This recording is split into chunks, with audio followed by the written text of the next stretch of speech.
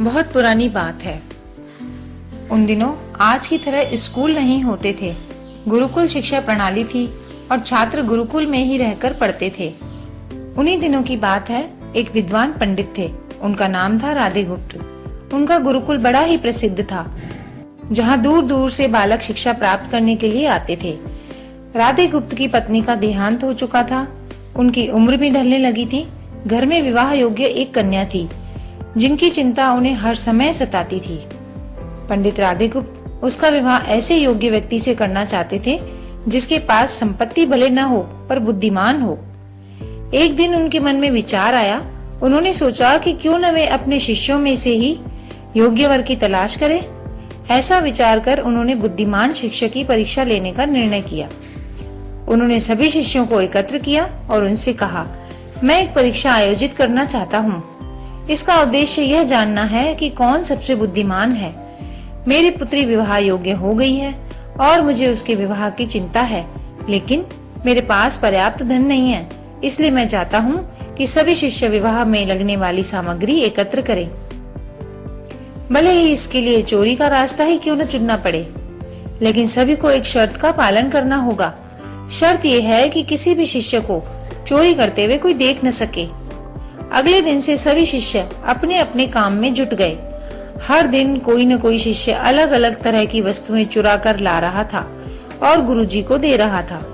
राधेगुप्त उन वस्तुओं को सुरक्षित स्थान पर रखते जा रहे थे, क्योंकि परीक्षा के बाद उन्हें सभी वस्तुएं उनके मालिक को वापस जो करनी थी। परीक्षा से वे यही जानना चाहते थे कि कौन सा शिष्य उनकी बेटी से विवाह करने योग्य है। सभी शिष्य अपने अपने दिमाग से कार्य कर रहे थे, लेकिन उनमें से एक छात्र रामास्वामी, जो गुरुकुल का सबसे होनहार छात्र था, चुपचाप एक वृक्ष के नीचे बैठा कुछ सोच रहा था। उसे सोच में बैठा देख राधेगुप्त ने कारण पूछा। रामास्वामी ने बताया, आपने परीक्षा की शर्त के रूप में कहा था कि चोरी करते समय कोई देख न सके, लेकिन जब हम चोरी करते हैं तब हमारी अंतरात्मा तो सब देखती है। हम खुद से उसे छिपा नहीं सकते।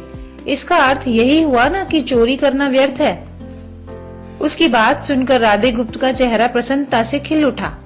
उन्होंने उसी समय सभी शिष्यों को एकत्र किया और उनसे पूछा, आप सबने चोरी की?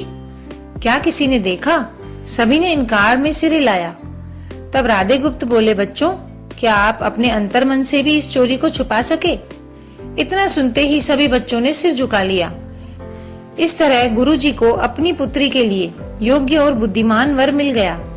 उन्होंने रामास्वामी के साथ अपनी पुत्री का विवाह कर दिया। साथ ही शिष्यों द्वारा चुराई गई वस्तुएं उनके मालिकों को वापस कर बड़ी विनम्रता से क्षमा मांग ली। शिक्षा, कोई भी कार्य अंतर्मन से छिपा नहीं रहता और अंतर्मन ही व्यक्ति को सही रास्ता दिखाता है। इसलिए मनुष्य को कोई भी कार्य करते समय अपने मन को जरूर टटोलना चाहिए, क्योंकि मन सत्य का ही साथ देता है। तो मित्रों, कैसी लगी कहानी कमेंट में जरूर बताइएगा। अगर आप मेरे चैनल पर नए हैं तो प्लीज चैनल को सब्सक्राइब कर लीजिए। कहानी अगर पसंद आए तो अपने मिलने वालों में शेयर भी करिए, लाइक करिए। ऐसी ही और कहानियों के साथ फिर से मिलूंगी। तब तक बाय बाय दोस्तों। Thank you.